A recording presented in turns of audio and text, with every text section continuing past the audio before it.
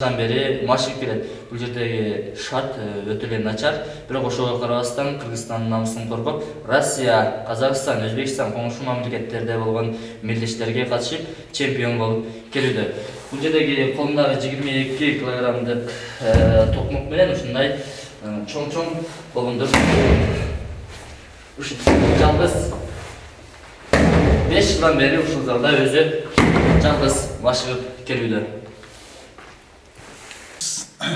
Oğullar, assalamu alaikum, hoş geldiniz.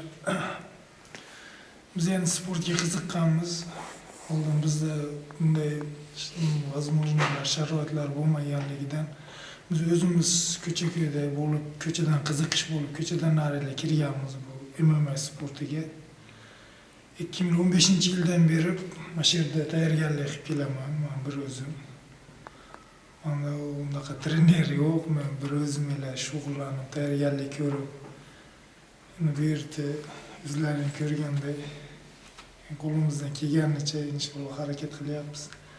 Qirg'izistonda bayrog'ini ko'taramiz deb. Ijaraga oldingizmi? Bu yerda arendaga olganmiz, o'sha arendaga olib, o'sha 2015-yildan beri mana shunday qilib qurib, nima qilib 2015dan beri ondan oldin ochilgan bu yer.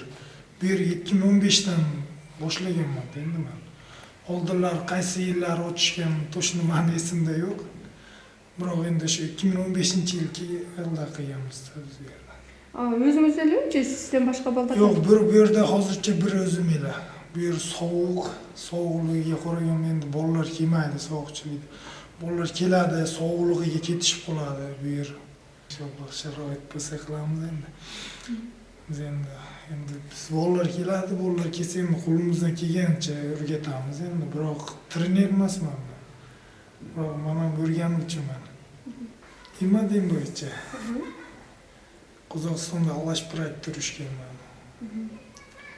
2015-yil. Abadan UFC'da urishganman Qozog'istonda. Yaqinda Asada urishdim. Bu sport bilan o'shanda siz qancha yildan beri mashg'ulot qilasiz? 5 yil yanida. 5 yil.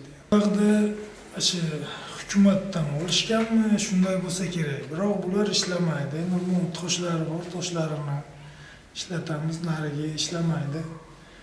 Endi bizda sharoit yo'qligidan bakalashkalarga qumlarni to'ldiramiz, gandel qatorida ishlatamiz bularni.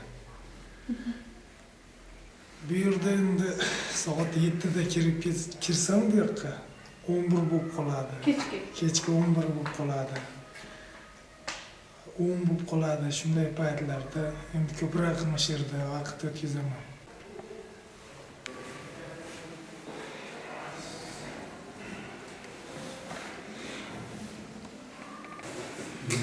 Bana şu Jorbek mana shu yerda Alik Ta'ala mana shu yerda o'zini bor kuchini mana shu yerda mashq qilib Qirg'izistonda belagini jo'g'riga ko'tarib yurganiga men ayolim bilan obdan roziman.